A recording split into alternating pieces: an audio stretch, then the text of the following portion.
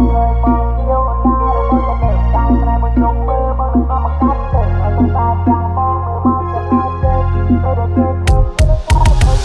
នឃើញបងស្ទៀវអូនថារូបបងจะเริ่มសាងស្នេហ៍មួយយប់មើលបងនឹងនាំមកកាត់ភ្លើងឲ្យសង្សារចាស់បងមើលមកចំណែនយើងពេលដែលគេឃើញគេនោះឆែដូចភ្លើងពេលបើកលុយបងនាំអូនចូលក្លឹបផឹកពេលយប់ដល់វេលាពេលព្រឹកទ្រាំសុកអូននេះចង់ងូចទឹកបងលឺហើយគួរបងឡើងចង់ស្ពើពេលបងនៅតូចបងនេះអត់ដឹងអីតែលើបងធំមកនេះដឹងហើយស្រី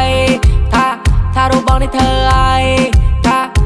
ពេលមកបាយបងដឹកស្រីដើរលេងញ៉ោយអូនលងនឹងសម្រប្រោក្មេងពេល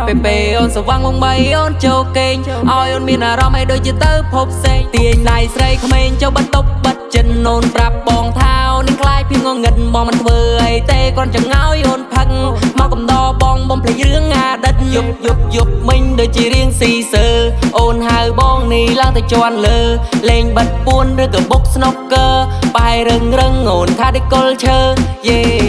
អូនឃើញបងស្ទៀវអូនថារូបបងจะเริ่มសាងស្នេហ៍មួយយប់មើលបងនឹងនាំមកកាត់ភ្លើងឲ្យសង្សារចាស់បងមើលមកចំណែនយើងពេលដែលគេឃើញគេនោះឆែដូចភ្លើងពេលបើកលុយបងនាំអូនចូលក្លឹបផឹកពេលយប់ដល់វេលាពេលព្រឹកទ្រាំសុកអូននេះចង់ងូចទឹកបងលឺហើយគួរបងឡើងចង់ស្ពើអូនឃើញបងស្ទៀវអូនថាបងจะเริ่มហ៊ានឲ្យបងរាវបើចាប់តែបោះជើងក្មេងបងស្រាវជ្រាវរាវអីក៏រាវឃើញយល់នឹងបងនាងអ៊ីវអនបាច់ការភ្លើសងស្នេហាមកជើងនឹងអស់ប្រមាណទៅ